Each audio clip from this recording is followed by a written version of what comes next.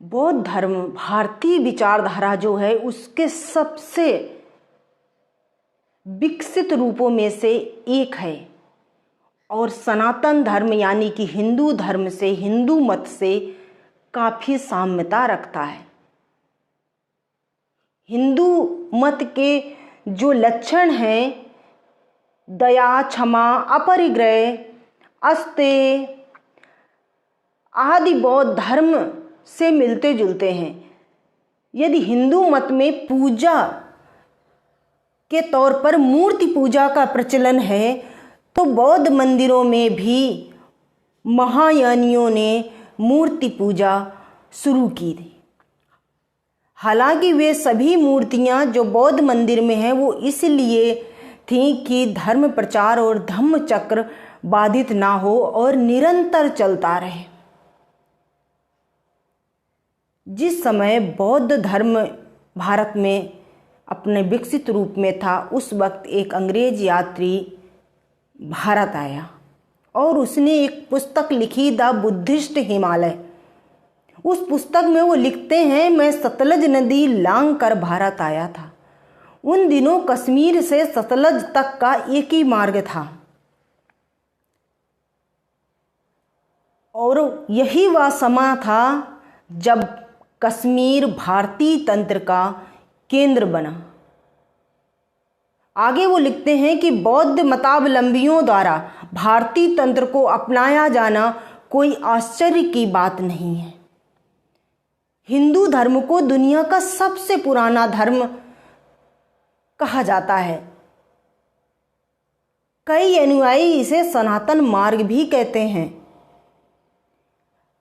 इतिहास में इसे वैदिक धर्म भी कहा गया है।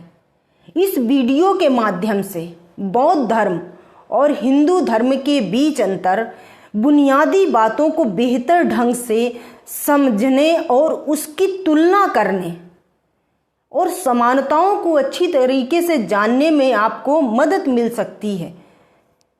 नमस्ते, मैं हूं जिया। आप सभी का अभिवादन करती हूं। यदि आप चैनल पर नए हैं तो प्लीज़ चैनल को सब्सक्राइब जरूर करें। संपूर्ण ज्ञान के लिए वीडियो को पूरा देखें, वीडियो को लाइक और शेयर करें। कुछ लोगों का मानना है कि बुद्ध से ठीक पहले दार्शनिक चिंतन जो था वो निरंकुश सा हो गया था। सिद्धांतों पर होने वाला वाद विवाद जो था वो अराजकता की ओर जा रहा था। बुद्ध के उपदेशों से जो सटीक और ठोस तत्व थे उनकी ओर लौटने में निरंतर प्रयास हुआ। उन्होंने वेदों, जानवरों की बलि और ईश्वर की सत्ता को नकार दिया। भूरिदत्त जातक कथा में ईश्वर, वेदों और जानवरों की बलि की अस्वीकार्यता के बारे में लिखा हुआ मिलता है। हिंदू धर्म और बौद्ध धर्म दोनों ही प्राचीन धर्म हैं और दोनों ही भारत भूमि में उपजे हैं, जन्मे हैं। हिंदू धर्म के वैष्णव संप्रदाय में गौतम बुद्ध को विष्णु का नवा अवतार माना गया है।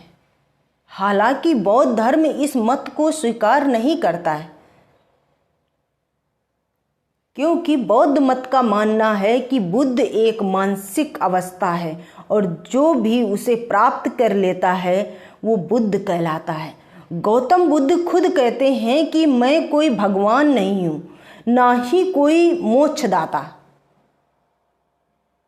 मैं केवल एक मार्गदर्शक हूँ। भारतीय उपमहाद्वीप में हिंदू धर्म की शुरुआत 3000 ईसा पूर्व से भी पहले हुई थी और बौद्ध धर्म की उत्पत्ति बुद्ध से हुई है। बुद्ध को भारत के बिहार में स्थित गया जिले के बोध गया में ज्ञान प्राप्ति हुई थी। बुद्ध की पहली शिक्षा सारनाथ के डियर पार्क में दी गई थी। उत्पत्ति का पता 563 ईसा पूर्व में लगाया गया है। हिंदू और बौद्ध धर्म में पहली असमानता ईश्वर को लेकर है। गौतम बुद्ध ने ब्रह्म को कभी ईश्वर नहीं माना। हालांकि बौद्ध धर्म का जो धम्म मत है इस मत को स्वीकार नहीं करता है, क्योंकि बौद्ध धर्म में तथागत गौतम बुद्ध ने ईश्वर को एक कोरी कल्पना कहा है और धम्म में कोई कल्पना को बिना जांचे बिना पहचाने ईश्वर है इस बात को स्वीकार नहीं किया जा सकता। बुद्ध एक उच्च कक्षा की मानसिक अवस्था है और उसे प्राप्त कर लेता है जो भी व्यक्ति वह बुद्ध कहलाता है। गौतम बुद्ध खुद कहते हैं कि मैं कोई ईश्वर नहीं हूँ। ब्रह्मा की आलोचना खुद का निकाय के भूरिदत्त जातक कथा में कुछ इस तरह मिलती है, कुछ इस तरह लिखी हुई है, यदि वह ब्रह्मा सब लोगों का ईश्वर है और सब प्राणियों का स्वामी है तो उसने लोक में यह माया, झूठ, दोष और मद क्यों पैदा किए हैं। यदि वह ब्रह्मा सब लोगों का ईश्वर है और सब प्राणियों का स्वामी है तो वह स्वयं अधार्मिक है, क्योंकि उसने धर्म के रहते अधर्म उत्पन्न किया है। ऐसा भूरिदत्त की जातक कथा में लिखा हुआ है। और महाबोधि जातक में बुद्ध का एक उपदेश लिखा हुआ है जिसमें बुद्ध कहते हैं कि यदि ईश्वर ही सारे लोक की जीविका की व्यवस्था करता है, यानी कि ईश्वर ही सारे जगत के लोगों की जो जीविकोपार्जन है उसकी व्यवस्था करता है, यदि उसी की इच्छा के अनुसार मनुष्य को ऐश्वर्य मिलता है तो व्यक्ति पर विपत्ति आती है, भला बुरा होता है। यदि आदमी केवल ईश्वर की आज्ञा मानने वाला है तो ईश्वर ही दोषी ठहरता है। इन सब चीज़ों के लिए बुद्ध ने आत्मा को स्वीकार नहीं किया है और कहा है कि एक जीव 5 स्कंधों को मिलकर बना है। आत्मा नाम की कोई चीज़ नहीं है, किंतु हिंदू धर्म में आत्मा को पूर्ण स्वीकार किया गया है। आदि शंकराचार्य ने अपने दर्शन में आत्मा को एक सत्ता के रूप में स्वीकार किया है। बुद्ध ने वेदों को भी साफ तौर से नकार दिया है। इसका जो उल्लेख है, जो वर्णन है, हमें तेविज्य सुत्त और भूरिदत्त जातक कथा में मिलता है। बुद्ध अरिष्ट को संबोधित करते हुए कहते हैं, जब वो उपदेश दे रहे होते हैं तो अपने अनुयायी को संबोधित करते हुए कहते हैं कि जो वेद का अध्ययन है वो धैर्यवान पुरुषों का दुर्भाग्य है और मूर्खों का सौभाग्य। यह वेद त्रय जो है वो मृग मारीचिका के समान है। सत्य असत्य का विवेक ना करने से मूर्ख इन्हें सत्य मान लेता है।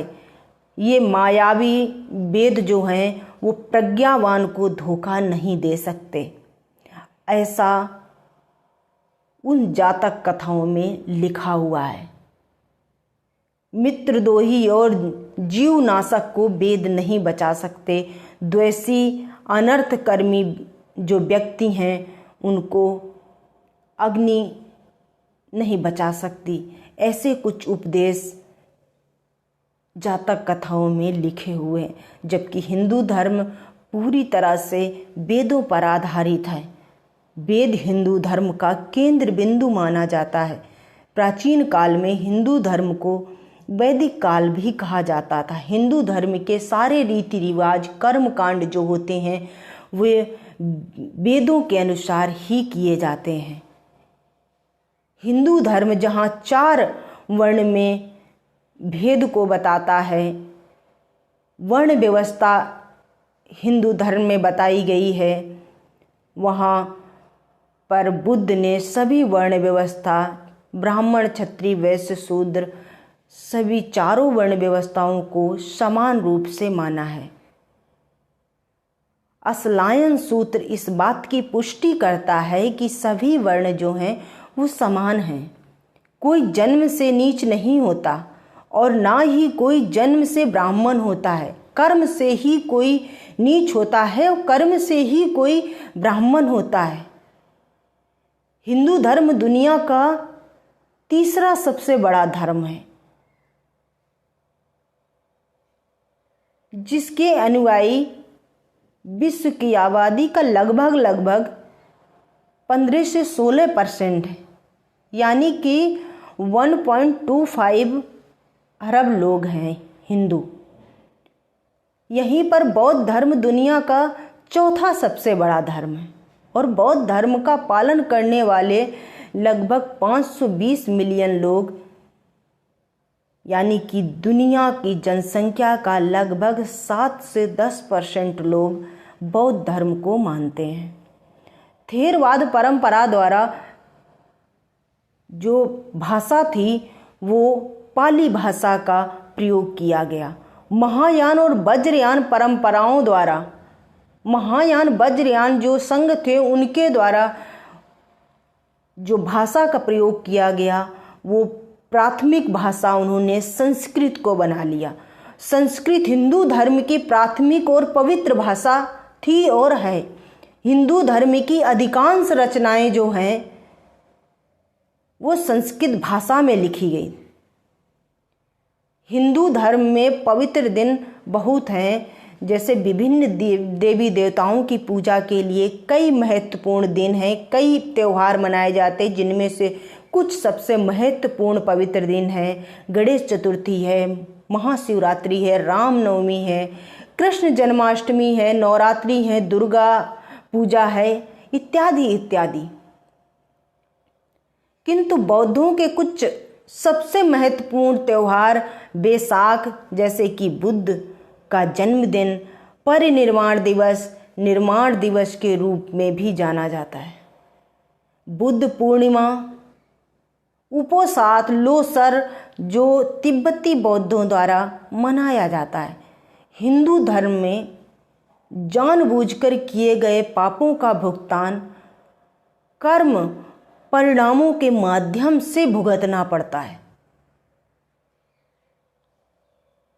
और अनजाने में किए गए पापों के लिए पश्चाताप निर्धारित किया गया है, पश्चाताप की बात कही गई है। वहीं बौद्ध धर्म में पाप जैसी कोई भी अवधारणा का कहीं भी उल्लेख नहीं मिलता है।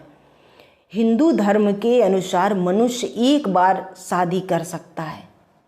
हालांकि प्राचीन भारत जो पुराना भारत था और पौराणिक कथाओं में, इतिहास में कई ऐसे उदाहरण मिलते हैं जिसमें हिंदू राजाओं ने या हिंदू लोगों ने कई शादियां की, कई पत्नियां रखने का साक्ष्य मिलता है। बौद्ध धर्म सौहार्दपूर्ण और सुखी वैवाहिक जीवन को बनाए रखने की सलाह देता है। बौद्ध धर्म विवाह को धार्मिक कर्तव्य नहीं मानता है। बौद्ध भिक्षु और नन जीवन भर ब्रह्मचर्य का पालन करते हैं।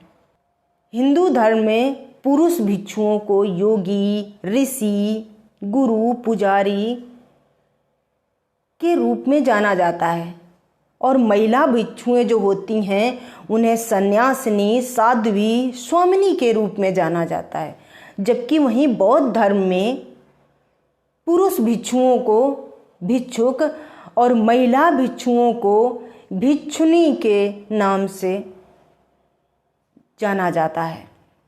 बौद्ध धर्म में मठवासी समुदायों को संघ कहा जाता है, जबकि वहीं हिंदू धर्म में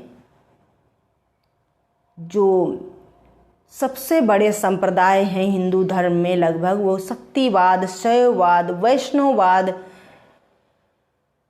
ऐसे संप्रदाय हैं। वहीं बौद्ध धर्म केवल 2 शाखाओं में बटा हुआ था, 2 संप्रदाय में बटा हुआ था, हीनयान यानी कि थेरवाद और महायान।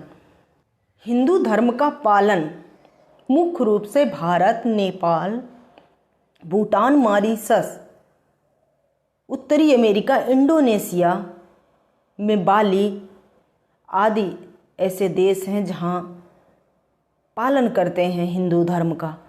वहीं बौद्ध धर्म के अनुयायी भारत में पाए जाते हैं। Nepal, Japan, Cambodia, Myanmar, Sri Lanka, Singapore, Laos, Thailand, Bhutan आदि कई एशियाई देशों में पाए जाते हैं।